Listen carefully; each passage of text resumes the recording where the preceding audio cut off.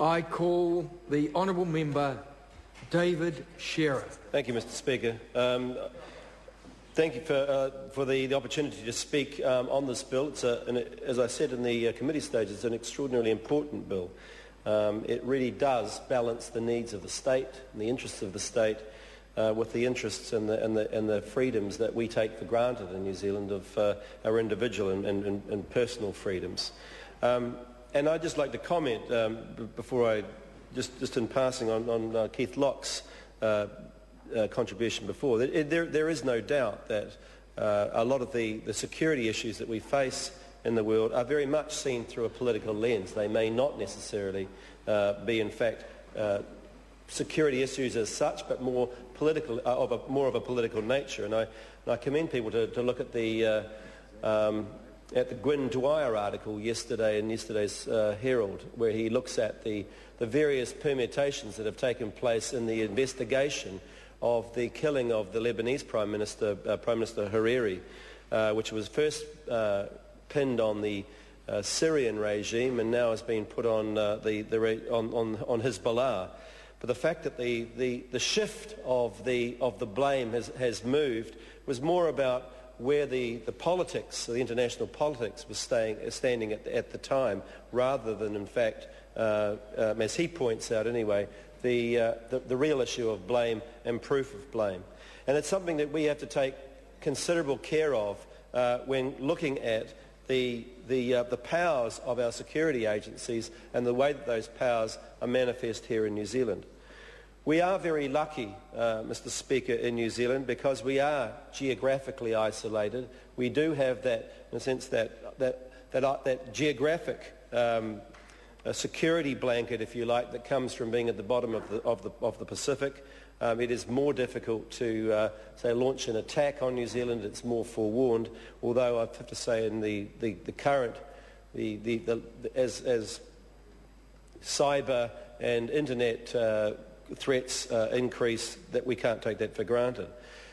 A lot of, but a part of that security, and again Keith Locke touched on this as well, is the fact that we don't have necessary natural allies, natural enemies. We in fact have been known for our rather independent and stance in the world, and that is indeed and undoubtedly contributed to New Zealand's security in the world. I was struck, Mr Speaker, with making that comment about the recent role of the SAS in Afghanistan. There was some comment made about the SAS's soldiers as they walked out of the operation that they carried out with the crisis response unit, the Afghan crisis response unit, and some criticism, I think, from the Prime Minister as well, that those photographs have been taken and broadcast in our newspapers. Certainly, the New Zealand Herald had it. The television stations, on the other hand, chose to blank out the various soldiers' faces. I mean, I think this is a little bit looking at our role there after the horse has bolted. We know that, and everybody knows that the New Zealand SAS are in Afghanistan. We know that they are training the crisis response unit. We know they take an active role in operations. When they move around with a Kiwi on their arms, we know that those people in uniform are in fact New Zealand soldiers. And so when we are taking a photograph of them coming out of an operation, it's a little bit late in the piece to say that we actually should blank out their faces, because that could constitute some sort of security risk. Everybody in Afghanistan, or everybody in Kabul, will know who those people are. And certainly every journalist and every photographer know exactly who those people are. And I can tell you that the Taliban are not waiting or worried about the fact that it's not up on the New Zealand television screens or is blocked or blanked out. Their faces have been blanked out of the New Zealand Herald as to whether they will become a threat or not. I think we are somewhat naive in our portrayal of the way that we're trying to protect our soldiers when we put them in that sort of a situation, when we put them in a situation where they are in fact trying to, when they are training and working in an operational way alongside the crisis response unit.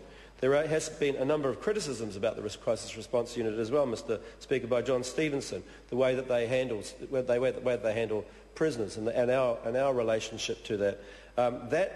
Mr. Speaker, does not help our stance, our independent stance in the world. It does, in fact, create and propagate the possibility that New Zealand is seen as a threat and therefore as a target.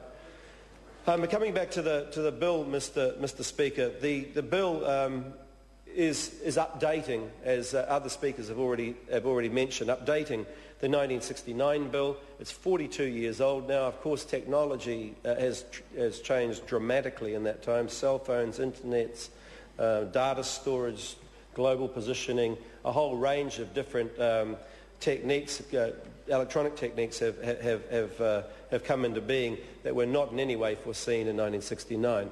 And now, of course, we're looking to update that. But like my colleagues, I also want to just touch on the process by which this bill has been examined and looked into. As I said at the beginning, this is an extraordinarily important bill. It should have generated, in my view, a great deal more scrutiny and interest from the New Zealand public. Part of the reason it didn't get that scrutiny and didn't generate that interest was the way that it was actually handled. That was, first off, that the first reading, perhaps in many ways the most important reading because it lays out the context by which this bill is being brought into the Parliament.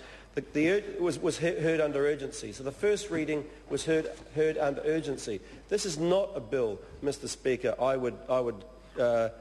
I would maintain should be one of those bills that is heard under secrecy, under urgency.